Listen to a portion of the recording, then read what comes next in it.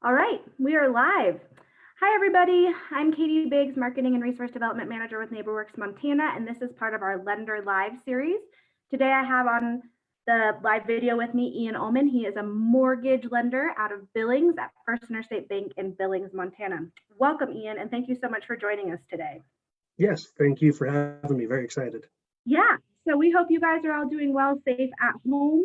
We're going to ask Ian a few questions, and feel free if you have extra questions to throw them in the chat box. We're monitoring that, but usually we don't have that happen. So Ian, what do I do if I can't pay my mortgage due to COVID-19 financial hardships?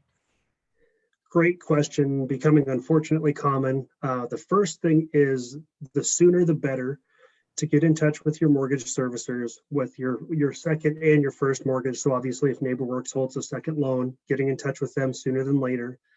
And then the same thing with your first mortgage. I know a lot of lenders around the market, sell those loans off. So it's whoever you're making your payment to is typically your mortgage servicer. So getting in touch with them as soon as possible. The lending world has taken some great steps very preemptively to make it as easy as they can with the forbearance process and those kinds of things to delay those payments. And so your servicer can talk with you about different options on that. But really, communication is the key. Do not be ashamed. Do not hide from this. This is just the reality that we're living in right now. And so we've got to just be willing to deal with it. And the sooner the better, because I know one forbearance agreement I saw was that the payments were being delayed for up to 3 months with no negative credit reporting and no late fees. Whereas if somebody just doesn't make that payment and lets it go, that's going to have a late reporting, which is a whole lot of negative impact. So communication is key. The sooner the better for sure. Great, thank you so much. And obviously, the mortgage world might look a little different right now. How has the loan origination process changed for you guys at First Interstate Bank with all of these new safety measures and everything in place? It's gotten interesting. What you're seeing is my office in my basement for the last 4 weeks. And so a whole lot more being done digitally, a lot of e-disclosures, a lot of Zoom calls, phone calls, texting, email, way more. So just kind of learning how to deal with that in such a relationship business.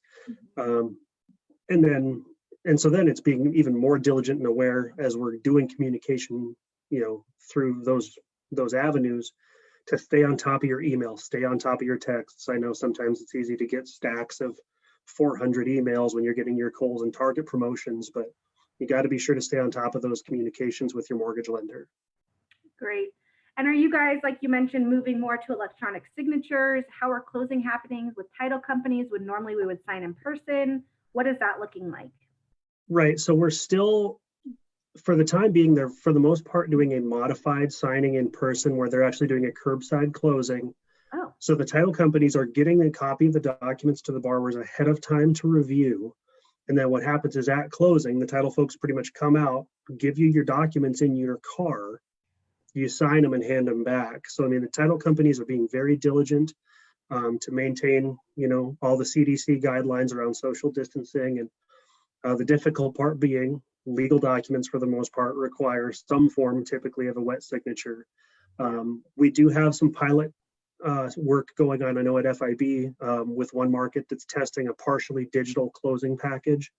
Some of the documents for IRS or Social Security purposes have to have a wet ink signature. So we're all learning very quickly because this thing kind of sprung on us within a couple of months, and we don't really know how long it'll impact the business. But yeah, everybody's very moving along with the flow of how everything's going. So that's awesome. And are you guys still seeing loans coming in? Like, have you slowed down at all, or are things still busy?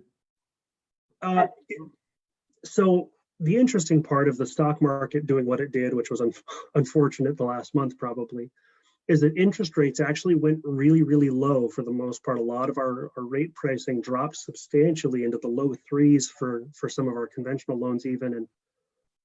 And so with that, we've actually had a refinance boom. So currently I'm carrying about double my normal peak of the busy season for loans at one time. And so it's a really weird time of the mix of the virus impacting jobs, but then also a whole lot of people taking advantage of the lower interest rates. So for the time being, business is very, very busy. the obvious potential long-term fear is, depending on how long these things go on and people are having income insecurity, what's that do to the purchase market down the road, which I'm talking a lot with realtors and folks, and nobody's really sure because nobody knows what to expect. If we're in this for another month, 3 months, 18 months, nobody's really 100% on, for sure on that. Yeah, well, it'll be interesting to have maybe these conversations again 6 months down the road about, what that looks like for the purchase market and the selling market.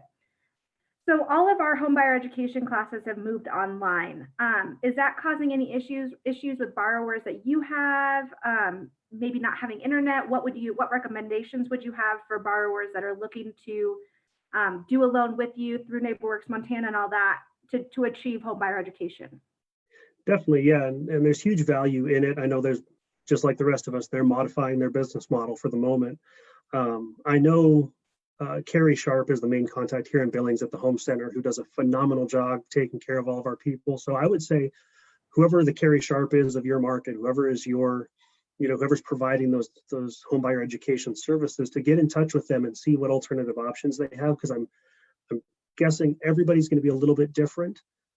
We don't have anything set in stone in place at the bank per se for those situations, but yeah, just getting in touch with those folks and seeing what kind of options they can put together for you.